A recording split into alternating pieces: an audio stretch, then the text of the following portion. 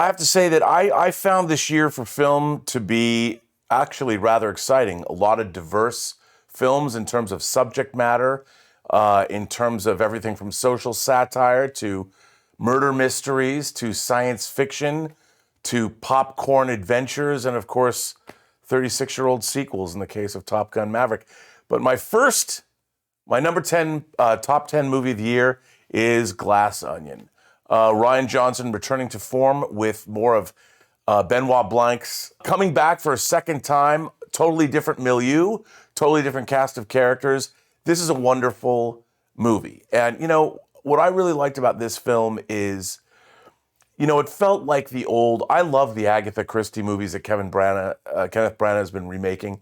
I love those in the 70s. I loved large-scale cast of thousands or cast of tens of great actors coming together for these whodunits. My number 9 film is again, it falls into the love the ensemble cast, love the social satire of this, Triangle of Sadness.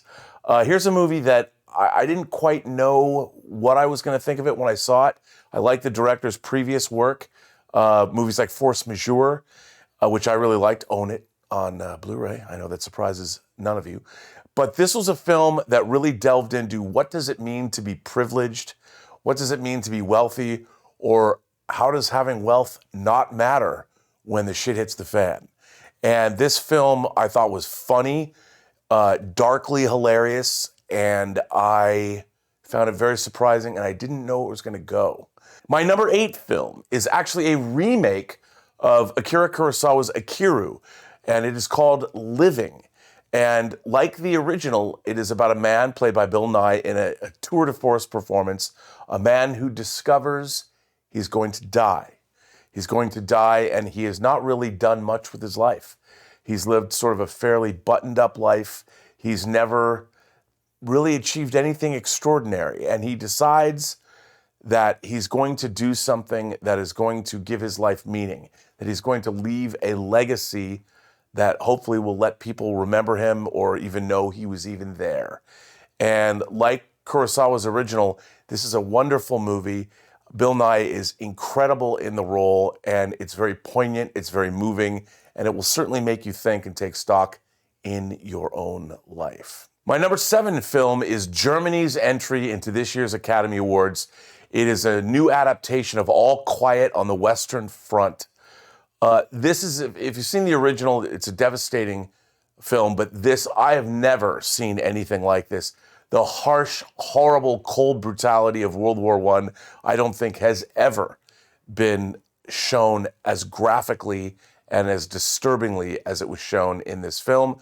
There's things that the director added here that is not in the original novel, where you met some certain historical figures and understood where they fit into this conflict and why did this conflict go on for a lot longer than it should have. Millions more lives were lost that didn't have to be lost.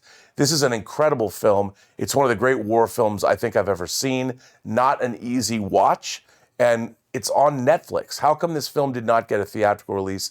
I will not know. Number 6 is, again, an interesting film about the haves and the have-nots. This is a lyrical storybook science fiction film from Europe, and I couldn't tell you who directed it or who starred in it, but it's called Vesper, and it is a really interesting science fiction film. All the people that have everything they need live in these strange mushroom-like towers of privilege, and everyone else is left to scavenge amongst the dregs of whatever's left on an ecologically devastated planet. There's a little bit of Children of Men in here, but it's a movie I stumbled across that I didn't know anything about, and I just started watching it, and I was completely mesmerized by this film.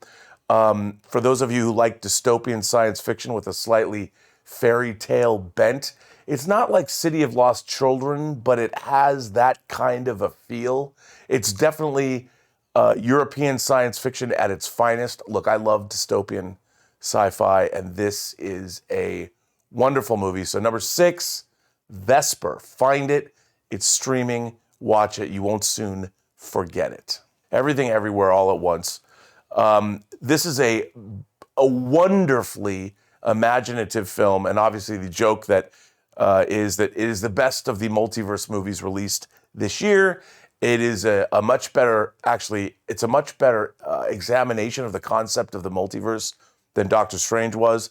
The performances are great. Michelle Yeoh is terrific, and Ke-Huy Quan, seeing him come back after decades to come back and deliver the performance that he delivers. John Campea was pointing out earlier today on the John Campea Show how he does some real heavy lifting in this film through his various iterations. And he delivers a terrific performance that actually kind of knocked me out. You know, how long it's been, 35 years, 37 years since the Goonies and Temple of Doom, and to see him come back, and now he's getting cast in a lot of things, and there's even talk of Oscar buzz. This film, if you haven't seen it, it's a wonderful film, and it is so imaginative, and it's so beautifully directed by the Daniels. I was stunned by this movie. I really enjoyed it. My number 4 movie is Avatar: Way of Water. Now, there are many things that can be said about this film. It is an amalgamation of things that have threads that have gone through the work of James Cameron all the way back to Terminator, fear of technology, fear of losing our own humanity in the face of technology, destroying our own planet because we take it for granted. I mean, here's a man that builds his own submersible to go to the bottom of the Mariana Trench. I mean, this is a man who understands that the lifeblood of this planet begins with our oceans. And look, I love the world of Pandora. I love the way it is beautifully realized. There is a sense of awe and wonder and of technical proficiency that no one else besides James Cameron can bring you. And I found this film to be incredibly transportive. I couldn't believe it was 3.5 hours or 3 hours and 12 minutes long, however long it is. It seemed like it was 10 minutes. And there was nothing about this movie I did not find transportive. I loved it. I loved everything about this film. I love the 3D. I love the variable frame rate. I loved all of it. And once again, I thought it was a triumph for James Cameron. My number 3 film will come as no surprise to anybody who loves movies, Top Gun: Maverick. Again, I saw this movie at CinemaCon with the crew here. This film is a revelation. I don't know how this movie got made. I don't know how this movie is so good. I know it was talked about how Tom Cruise waited to tell the right story. Everything from the aerial photography, which everyone has talked about, it's absolutely insane. But this film, like Avatar, has a very simple classical structure. An over-the-hill hero comes back to show everybody he's not really over the hill. He is still necessary.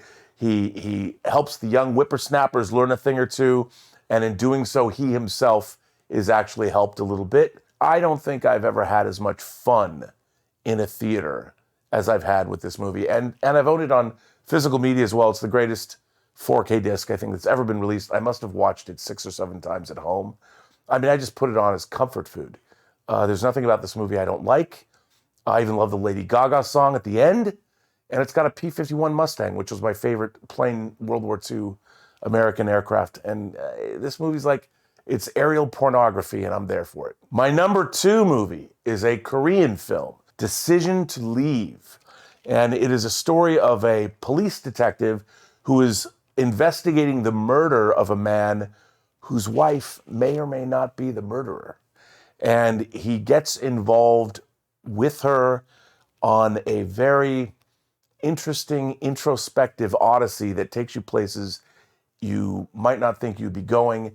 I was engrossed by this movie from beginning to end. I didn't know where it was going to go.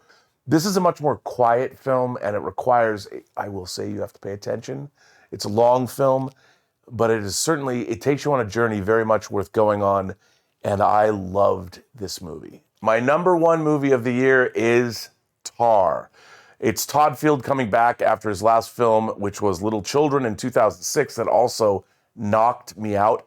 But I was just mesmerized by Cate Blanchett's performance. I could not take my eyes off this obsessive composer whose life begins to spin out of control, and watching her, let's call it a fall from grace. I love this film. I love the fact that Todd Field came back. Now, I don't think this movie's for everybody, to be honest. It's not as fun as Top Gun: Maverick or Avatar. But if you are predisposed to this and you like stories about obsessive artists who are too obsessive for their own good, and you want to watch a stunning performance, I would be willing to bet any amount of money that Cate Blanchett once again wins the Academy Award for Best Actress in this film. Tar, wonderful movie. I loved it. I just got it on 4K yesterday. I can't wait to watch it again.